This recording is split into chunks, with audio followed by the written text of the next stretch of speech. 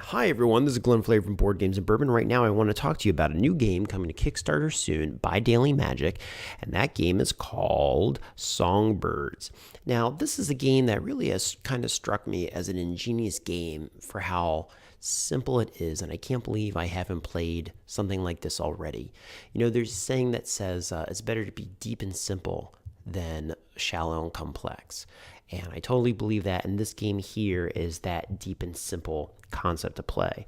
Now, when you open this box here, you're going to get instructions like this. There's a little pamphlet, not much on it. You're going to get a bunch of cards that are bird cards, an owl card, a raven card, and some tokens called berries, and some scoring points over there.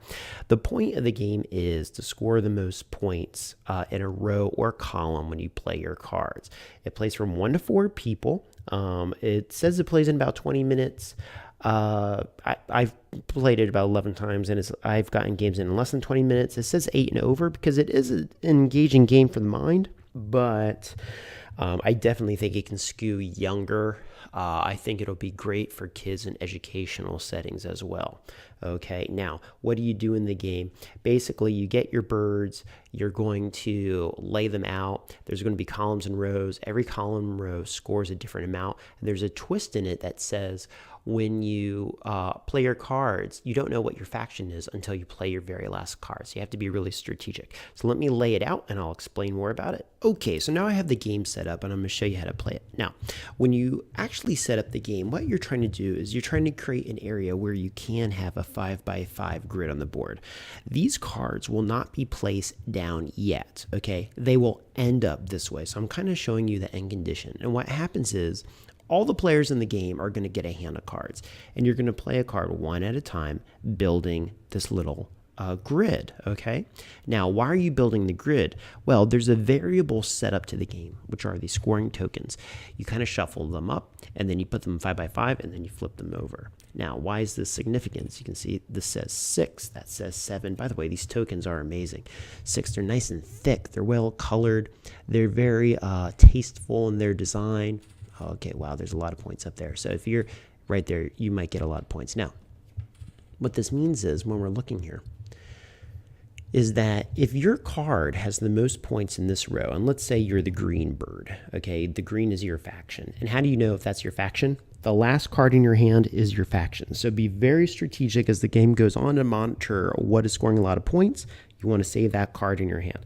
But let's say this is you. What's going to happen is, when they go to score this row right here, they're going to say, okay, orange, red bird has 5, white bird has 3, 4, oh my goodness, 3, 4, 8 points for the white bird, green bird has 1. So you're going to look at this, you're going to say, okay, the white bird is the most powerful, and then we have these 2 scoring cards over here to kind of track. You're going to say the white bird gets 6 points for that right there. Holy smokes. Okay.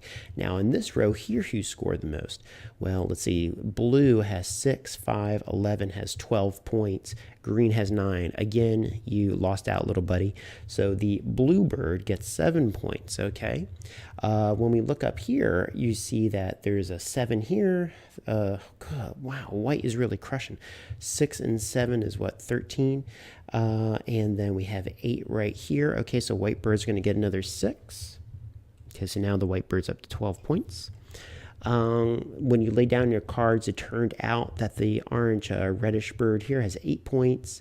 It turns out green has 8 points as well. What happens in that case, because they're equal, they cancel each other out, and that means blue at 3 actually gets it.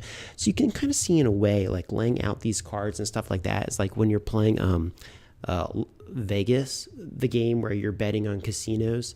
If 2 people are really going for it and they're the highest, they cancel each other out. But here's the thing, you don't know what faction people are because they're hiding it, because it's going to be their last card.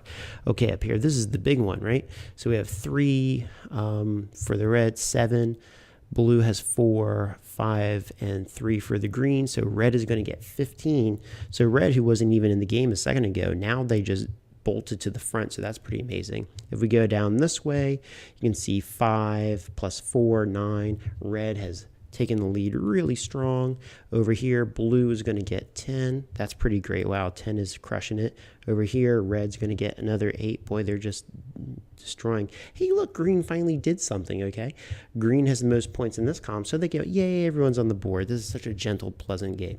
And then over here you have 7, so what do you have? 6, 5, 11. I can tell you that's the most, so you get right there. So everyone scored, and that's the end of the game. That is literally how fast it goes. And most of it is making the decision. The time of the game is making the decision to lay out all the pieces, okay?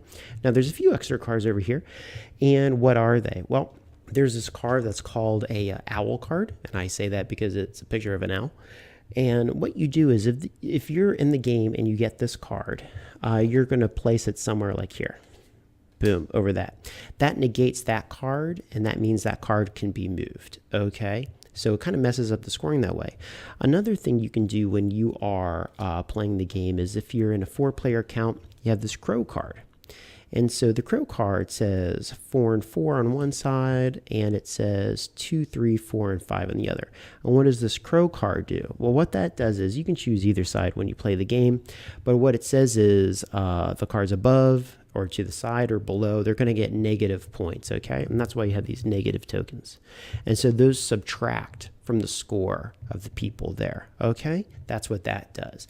Now, there is also a solo variant in it, and the solo variant in it is kind of like a beat your own score kind of deal.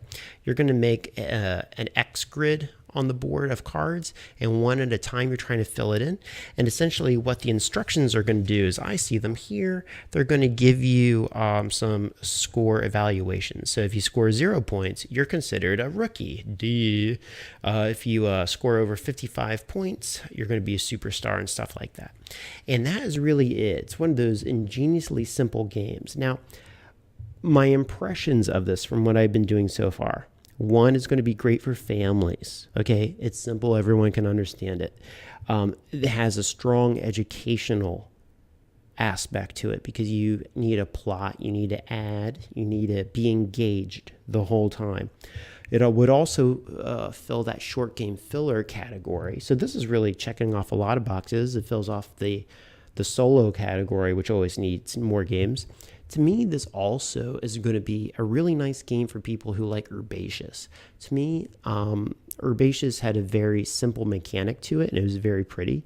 This strikes that same chord for me. I would say the gameplay in this game is a little bit more interesting because I found my mind working more to make it happen. You know, and Herbaceous maybe, you know, it's very gentle and breezy, but here I was constantly engaged, you know, calculating my risks and stuff like that. And in a way, the gameplay kind of feels like it's a living riddle that keeps changing with every card placement.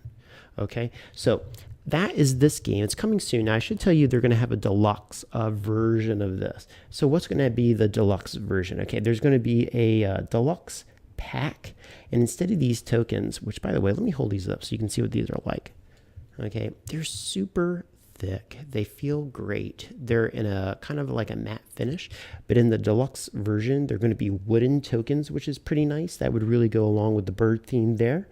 There's also going to be a little bit of a change to the background on the cards, and then there's going to be a bonus card, which no one will tell me about. Okay, so that is this game, Songbirds. It seems like it's a winner to me. I think maybe it'll be a winner for you, okay?